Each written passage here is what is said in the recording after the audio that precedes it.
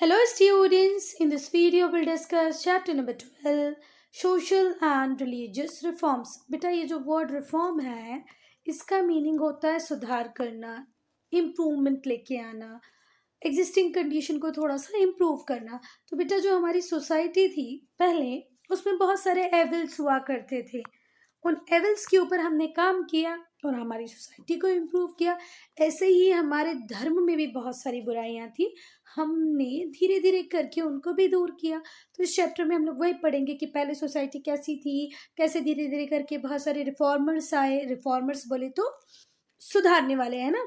बहुत सारे social reformers आए जिन्होंने समाज को सुधारा, बहुत सारे रिलीजियस रिफॉर्मर्स आए जिन्होंने धर्म में सुधार किए।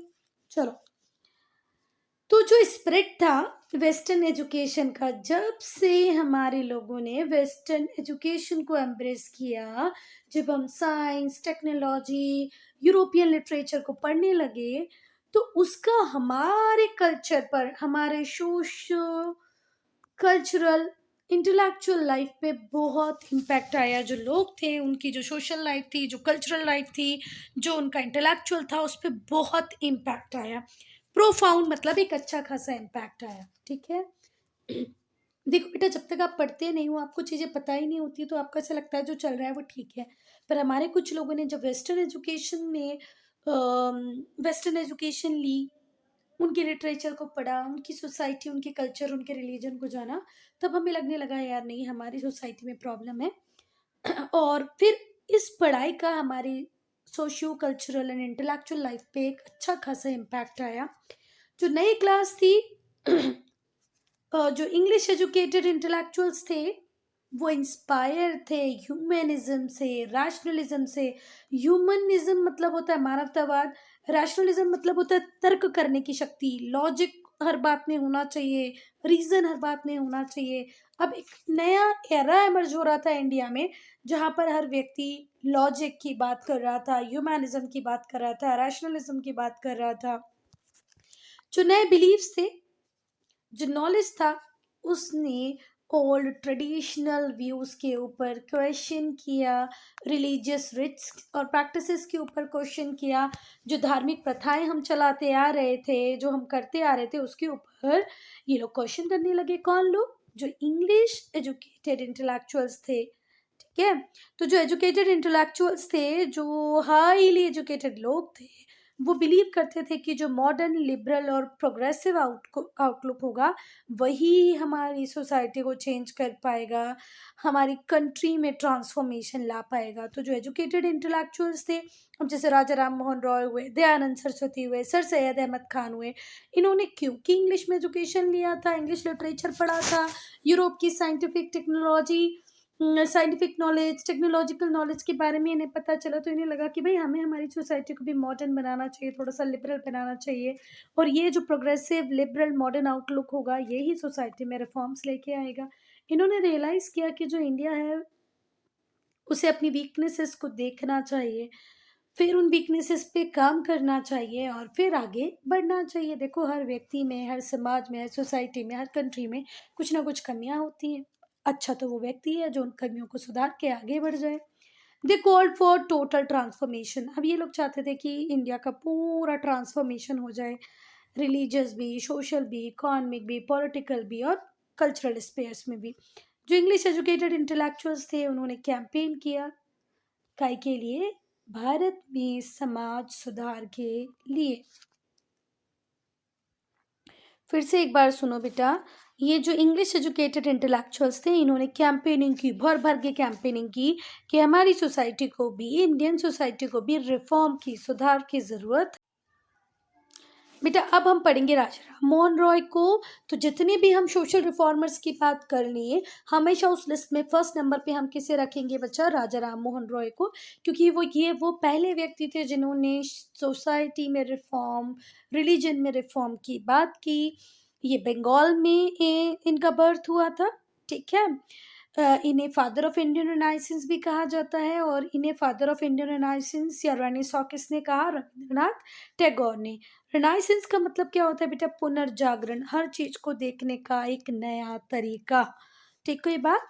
और इन्हें प्रॉफिट ऑफ इंडियन नेशनलिज्म, भारतीय राष्ट्रवाद का पैगंबर भी इन्हें कहा जाता है। मतलब उस टाइम में राष्ट्रवाद इतना ज़्यादा नहीं था, नेशनलिज्म की फीलिंग जनरल पब्लिक से बिलोंग नहीं करती थी, उनकी अपनी प्रॉब्लम थी, वो प्रॉब्लम में उलझे हुए थे, पर उन लोगों को नेशनलिज्म सिखाया है राजा राम मोहन रॉय ने।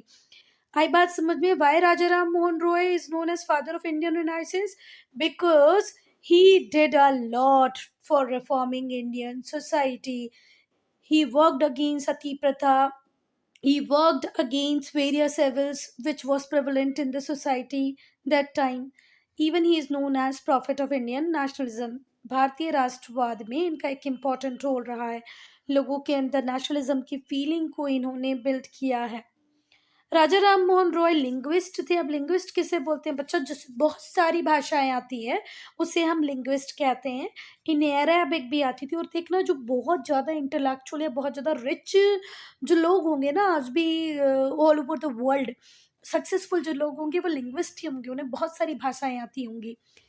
इन्हें अरेबिक आती थी, पर्शियन आती थी, इंग्लिश आती थी, फ्रेंच आती थी, लैटिन आती थी, ग्रीक और हिब्रू भी आती थी। हिब्रू कहाँ की लैंग्वेज है? इजराइल की।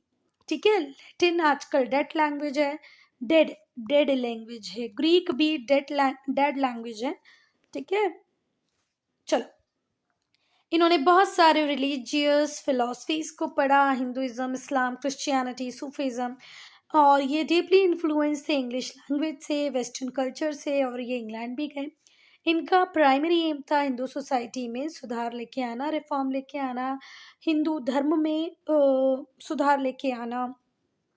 इनका मानना था कि जो वेदांता है या जो उपनिषद की फिलॉसफी है वो पूरी की पूरी रैशनल थिंकिंग पे बेस्ड है, वो रीजन की बात करती है, वो लॉजिक की बात करती है। और आज हम इंडियंस बहुत ज़्यादा दूर हो गए हैं हमारे उपनिषद से, वेदांत की फिलॉसफी से, है ना। अगर हम उससे जुड़े होते तो वैसे बातें, हम रैशनल थिंकिंग को कभी नहीं बोलते। हमारे घर वाले कभी हम ऐसा नहीं बोलते, हाँ जो कह रहे हैं वो कर लो, ज़्यादा नहीं पूछो, इसके पीछे का कारण जान के क्या करोगे, ये तुम्हारे काम का नहीं है, वो तुम्हारे काम का नहीं है। ठीक है। आप लोग, मतलब हम अगर कभी किसी चीज का रीजन भी जानते हैं तो हमारी मम्मियाँ दादियाँ क्या कहती, चुपचाप कर लो, ज्यादा ज्ञान मत हर चीज के पीछे ढूंढो, ज्यादा ज्ञान नहीं लगाओ हर चीज के पीछे से बोलती है ना। अगर वो वेदांत को, उपनिषद को पढ़ते तो वो कभी ऐसा नहीं बोलते। इनका इतना डिफरेंट डिफरेंट जो नॉलेज था, डिफरेंट डिफरेंट फील्ड का, इन्हें जो डिफरेंट डिफरेंट लैंग्वेजेस आती थी, अलग अलग इन्हें रिलीजियस ट्रेडिशन मालूम थे, इसकी वजह से इन्होंने बहुत सारे सुपरस्टिशियस प्रेजुडाइजेस जो इंडियन सोसाइटी में थे उस पर क्वेश्चन करना चालू कर दिया। ठीक है। अगर कहा जाता था कि इंडियन सोसाइटी में औरतों को पढ़ाना वर्जित है, नहीं पढ़ाना चाहिए, तो उन्होंने क्वेश्चन किया, भैया वाई, क्यों, है ना। इन्होंने अपनी लाइफ को टायरलेसली बिताया, बिना थके काम करते रहे, सोशल रिफॉर्म लाते रहे।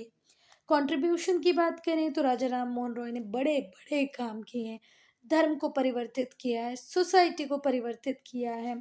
राजा राम मोहन रॉय का मानना था कि जो रिलीजियन है वो सेंटर है इंडियन सोसाइटी का, ये एक मेन रोल प्ले करता है हर व्यक्ति के जीवन में।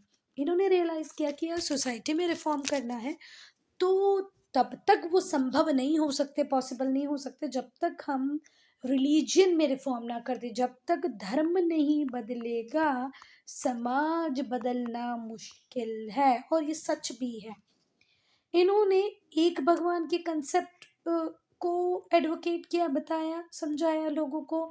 इनका बिलीव यही था। देखो, बहुत सारी समस्याएं तो इसी वजह से हैं कि हर व्यक्ति अपने भगवान को बोलता है यही सबसे श्रेष्ठ है, यही इनको ही अच्छा स्थान प्राप्त है, और फिर क्लैशेस होने लगते। तो इनका मानना था ऐसा कुछ है ही नहीं, भगवान तो एक ही है। Regarded him as the creator and preserver of the universe, और वो बोलते थे कि जो भगवान है उसने हमें बनाया है, हमारे यूनिवर्स को प्रिजर्व कर रहा है। इनका बिलीव था कि आदमी हो या औरत हो, ठीक है, बच्चे हो, इन सब को एक ही भगवान ने बनाया है। अब एक ही भगवान ने बनाया है तो ये सभी इक्वल है। ऐसा नहीं बोल सकते हैं कि भैया मेल फीमेल में फीमेल इन्फीरियर है, मेल सुपीरियर है, नहीं, दोनों को भगवान ने बनाया है, दोनों इक्वल है। इनका मानना था कि, इनका विश्वास था कि यूनिटी ऑफ गॉड होनी चाहिए, है ना। ही believed in unity of God.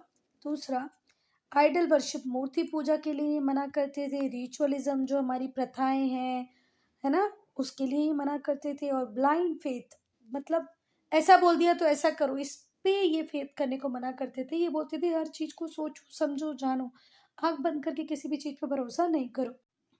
बेटा अब जो नेक्स्ट पॉइंट है बहुत इंपॉर्टेंट है, तो जरा ध्यान से सुनना। ये फॉर्मली अपोज करते थे कि भाई ये जो प्रीस्ट हैं, पंडित हैं, पुजारी हैं, मौलवी हैं, फादर हैं, ठीक है, इनका डोमिनेशन तो सोसाइटी में होना ही नहीं चाहिए। क्योंकि राजा राम मोहन रॉय इस बात को जानते थे, समझते थे, मानते थे। उनका पूरा विश्वास था कि जितने भी सोसाइटी में सोशल लेवल्स है ना, भले ही वो सती हो, पर्दा सिस्टम हो, या और भी कुछ हो, सेल ऑफ इंटेलिजेंस हो, ये सब किसने फैलाया हुआ है? इन्हीं प्रीस्ट ने फैलाया। और ऐसा नहीं है कि बुराइयां सिर्फ हिंदुइज्म में है या इस्लाम में या क्रिश्चियनिटी है, हर रिलीजन में अपनी अपनी बुराइयां हैं, और उनको स्प्रेड करने का काम प्रीस्ट लोगों ने बहुत अच्छे से किया है। इन्होंने पब्लिश किया था Bengali translation of Veda and Upanishad. इन्होंने वेद उपनिषद को पढ़ा, इन्हें उनकी फिलॉसफी बहुत अच्छी लगी, और इन्होंने बंगाली लैंग्वेज में उन्हें ट्रांसलेट किया। अब हम सोशल रिफॉर्म्स की बात करेंगे। समाज में क्या क्या किया इन्होंने सुधार। राजा राम मोहन रॉय ने ब्रह्मो समाज बनाई 1828 में। कहाँ पर? कलकत्ता में। इन्होंने एक नए समाज को बनाया जिसका नाम था ब्रह्मो समाज का, बनाया 1828 में, और सोशल वेलफेयर में लगे रहे, सामाजिक कल्याण में लगे रहे। जो ब्रह्मो समाज था वो कहता था कि भाई सती प्रथा जैसी प्रथा समाज में नहीं होनी चाहिए, छोटे छोटे बच्चों की शादी मत करो, पॉलीगैमी मतलब एक मेल मतलब एक हस्बैंड और उसकी 3-4 वाइफ, तो ना ही तो वाइफ्स हों एक से ज़्यादा, ना ही तो छोटे-छोटे बच्चों की शादी करो, ना ही तो ज़िंदा औरत को जलाओ। सती प्रथा में क्या होता था बेटा, अगर किसी फीमेल मतलब वाइफ के हस्बैंड की डेथ हो जाए, तो जब हस्बैंड का फ्यूनरल पायर हो रहा होगा ना, जब उसे हम जला रहे होंगे, तो उसी के साथ ज़िंदा औरत को भी जला दो। कास्ट डिस्टिंक्शन, जात पात, इसको हटाओ, अनटचेबिलिटी को सोसाइटी से हटाओ। पहले छुआछूत बहुत चलता था, उसको हटाने की बात ये करते हैं। ये हमेशा सपोर्ट करते हैं कि भाई औरतों को पढ़ना लिखना चाहिए, विडोज़ को पढ़ना लिखना चाहिए, विडोज़ की शादी दोबारा हो जानी चाहिए, ठीक है? औरतें पढ़ें, अगर कोई विडो प्रॉपर पढ़ाई नहीं कर पाई है तो वो पढ़ सकती है, अगर वो शादी करना चाहे तो दोबारा शादी कर सकती है। राजा राम मोहन रॉय ने सती के अगेंस्ट में तो बहुत काम किया, और जब वो सती के अगेंस्ट में कर रहे थे काम, तो जो हिंदू ऑर्थोडॉक्सी थी, जो चाहती थी कि सती प्रथा समाज में रहे, उन्होंने इनके ऊपर अटैक किया बिटरली। मतलब वो मतलब राजा राम मोहन रॉय अपनी जान हाथ पे लेके चलते थे, क्योंकि काम ऐसे करते थे कि पूरी हिंदू ऑर्थोडॉक्सी इनके अगेंस्ट में खड़ी थी। पर ये बहुत ज़्यादा सक्सेसफुल हुए। इन्होंने ब्रिटिश गवर्नमेंट को समझाया भाई कि ये जो सती प्रथा है, इससे ज़्यादा इनह्यूमन कुछ भी नहीं हो सकता। हमें थोड़ा बहुत जल जाता है बेटा तो हमें इतना लगता है, तो पूरी ज़िंदा औरत को जला देना आपको क्या लगता है कैसा होता होगा? इन्होंने अंग्रेज सरकार से बात की और सती को बैन कर दिया 1829 में। उस टाइम गवर्नर जनरल थे विलियम बेंटिक, इन्होंने सपोर्ट किया और सती को बैन कर दिया। अब हम बेटा बात करेंगे एजुकेशनल रिफॉर्म्स की। शिक्षा में क्या सुधार किए, तो राजा राम मोहन रॉय सपोर्ट करते थे कि इंग्लिश लैंग्वेज होनी चाहिए, वेस्टर्न एजुकेशन इंडिया में दी जानी चाहिए। इनका मानना था कि अगर हमें समाज से बुराइयों को हटाना है, रेडिकेट का मतलब होता है हटाना, एविल्स का मतलब होता है बुराइयां, हमें अगर समाज से बुराइयों को हटाना है तो हमें इंग्लिश एजुकेशन बहुत ज़्यादा रिक्वायर्ड है। इन्होंने इंग्लिश मीडियम स्कूल्स बनाए जहाँ पर ट्रेडिशनल इंडियन लर्निंग को कंबाइन किया मॉडर्न वेस्टर्न सब्जेक्ट्स के साथ। इन्हों इन्होंने बहुत हेल्प किया डेविड हाई को, जब इन्होंने हिंदू कॉलेज ओपन किया, बाद में प्रेसिडेंसी कॉलेज के नाम से जाना जाता है वो कलकत्ता में। इन्होंने वेदांता कॉलेज खोला कलकत्ता में, वैसे तो इसको वेदांता ना बोल के वेदांत बोलना चाहिए, जिसमें फाइनल एलिमेंट्स थे, इंडियन एजुकेशन भी थी, वेस्टर्न लर्निंग भी थी। अब हम पढ़ेंगे ईश्वर चंद्र विद्यासागर को। तो जो ईश्वर चंद्र विद्यासागर थे बहुत ही ब्रिलियंट स्कॉलर थे। इन्होंने अपना पूरा जीवन समाज सुधार के लिए दे दिया, और पर्टिकुलरली स्पेशली किसकी बात करते थे बच्चा, इंडियन वीमेन की। ईश्वर चंद्र विद्यासागर ने बेसिकली किसके लिए ज़्यादा काम किया, औरतों के लिए। कंट्रीब्यूशन की बात करें तो ये कास्ट डिस्क्रिमिनेशन, जात पात को बिल्कुल नहीं मानते थे, उसका अपोज करते थे। As the principal of Sanskrit college, ये संस्कृत कॉलेज के प्रिंसिपल रहे, तो इन्होंने अलाउ किया नॉन ब्राह्मण्स। पहले ऐसा था कि संस्कृत लैंग्वेज पे ब्राह्मण्स की हेजेमनी थी, अगर आपको संस्कृत की पढ़ाई करनी है तो ब्राह्मण होना ज़रूरी था। पर जब ये संस्कृत कॉलेज के प्रिंसिपल रहे तो इन्होंने ऐसे बच्चों को भी एडमिशन दिया जो नॉन ब्राह्मण थे, क्योंकि ये संस्कृत लैंग्वेज पे ब्राह्मण के डोमिनेशन को पसंद नहीं करते थे। इनका मानना था भाषा किसी एक व्यक्ति की नहीं हो सकती, एक समाज की नहीं हो सकती, एक जात की नहीं हो सकती। इन्होंने मॉडर्न वेस्टर्न सब्जेक्ट्स को इंट्रोड्यूस किया, वेस्टर्न फिलॉसफी को संस्कृत कॉलेज में पढ़ाया। सोचो कितने महान थे कि कॉलेज संस्कृत का पर पढ़ाई क्या जा रही थी, वेस्टर्न फिलॉसफी। ये फीमेल एजुकेशन के चैंपियन थे, इन्होंने फीमेल एजुकेशन के लिए बहुत काम किया। As inspector of school he set up around 35 school खोले इन्होंने लड़कियों के लिए, जो ये अपने खुद के खर्चे से चलाते थे, किसी से पैसा भी नहीं लिया इन्होंने। He was instrumental in setting up first Indian school for girls with the help of Eliot Drinkwater Bethune। Eliot Drinkwater Bethune की हेल्प से इन्होंने कलकत्ता में 1849 में लड़कियों के लिए स्कूल खोल दिया। इनके एफर्ट बेटा एजुकेशन की फील्ड में तो बहुत ज़्यादा रिमार्केबल थे। ठीक है, उस टाइम में विमेन एजुकेशन के लिए जितना प्रेजुडाइज था, जो लोग पहले से जो सोच बना के रखे थे, जो नेगेटिविटी थी, उसको ख़त्म किया ईश्वरचंद विद्यासागर ने विडो रीमैरिजेस की भी बात की कि भैया विधवाओं को भी शादी करने का हक होना चाहिए। ठीक है, his efforts were not supported by people. लोग इन्हें सपोर्ट नहीं करते थे, हर जगह इनकी इंसल्ट होती थी, इन्हें गालियां दी जाती थी, इन्हें धमकी दी जाती थी कि तुम्हें मार देंगे। 1855 में जो रिप्रेजेंटेटिव्स थे उन्हें हर स्टेट में भेजा गया और हर स्टेट में इस बात की डिमांड हुई, मतलब डिमांड रखी गई कि भाई विधवाओं को शादी करने का राइट दिया जाए, विडो रीमैरिज को लीगलाइज किया जाए। समझ में आ रही बात? एज अ रिजल्ट ऑफ इस एफर्ट, इनके एफर्ट से विडो रीमैरिज एक्ट पास हो गया। 1856 में विडो रीमैरिज एक्ट के लिए काम किया ईश्वर चंद विद्यासागर ने। सती के लिए काम किया राजा राम मोहन रॉय में। जो पहली मैरिज हुई विडो की वो कलकत्ता में हुई 7 दिसंबर 1856 में, under the supervision of Vidyasagar. और विद्यासागर ने ना ही सिर्फ प्रोविजन बनाया बेटा, एक विधवा की शादी भी करवाई। कब? 7 दिसंबर 1856 में।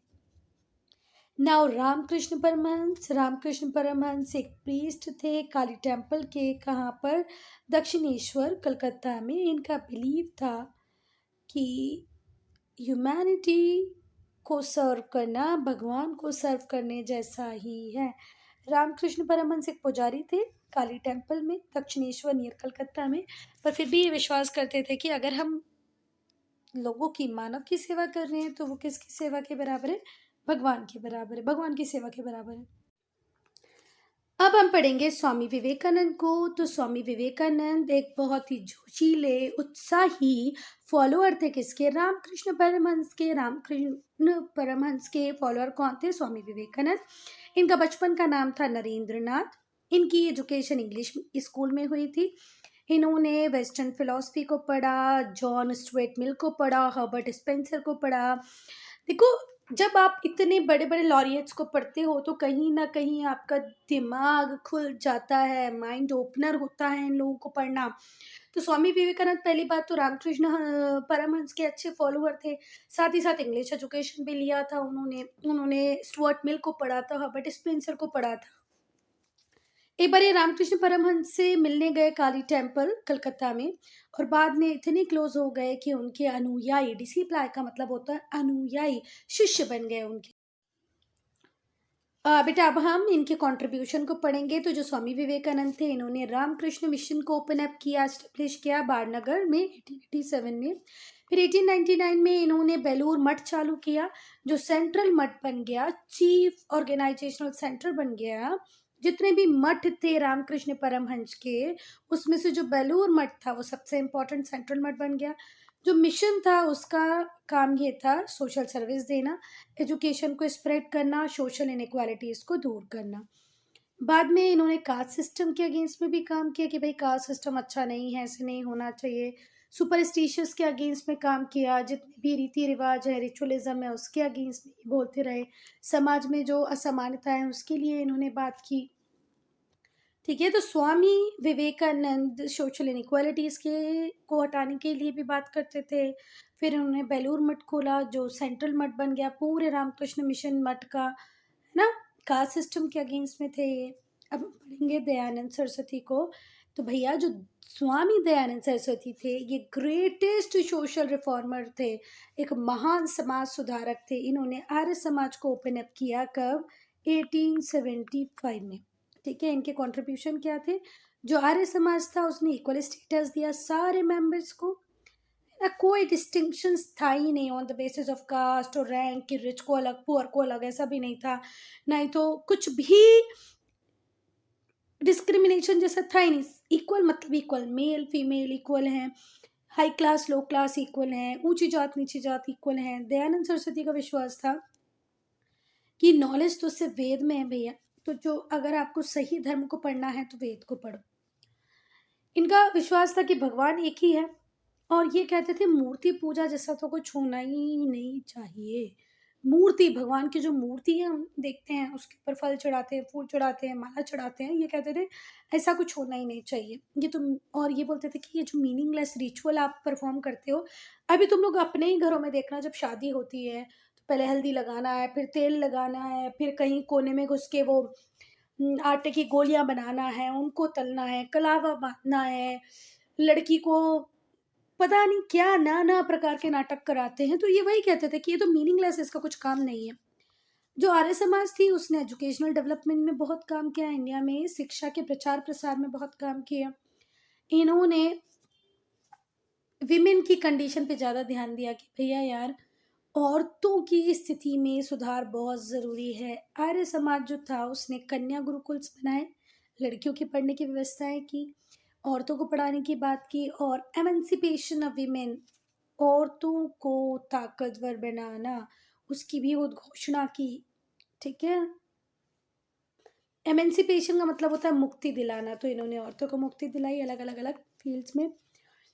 इनकी डेथ के बाद इनके जो फॉलोअर्स थे, जो इनके डिसिप्लाई थे, अनुयायी थे, उन्होंने दयानंद एंग्लो वैदिक डीएवी स्कूल्स ओपन अप किए पूरे इंडिया में डिफरेंट डिफरेंट प्लेसेस पे। ये जो स्कूल थे ये ट्रेडिशनल इंडियन लर्निंग भी देते हैं पर वेस्टर्न साइंटिफिक सब्जेक्ट्स को भी इंक्लूड करते हैं। सिर्फ फिलॉसफी को पढ़ा देना ही इनफ नहीं है, साइंस टेक्नोलॉजी भी इम्पॉर्टेंट है। साइंस टेक्नोलॉजी के साथ हमारी इंडियन वैल्यूज़ भी इम्पॉर्टेंट है। इसका एक अच्छा कॉम्बिनेशन हमें मिलता है डीएवी स्कूल्स में। बेटा हम इस वीडियो को कर रहे हैं यहीं पर ख़त्म, बाकी का जो चैप्टर है उसे हम डिस्कस करेंगे पार्ट 2 में। अगर कोई प्रॉब्लम है, कोई सजेशन है तो उसे कमेंट सेक्शन में लिखो।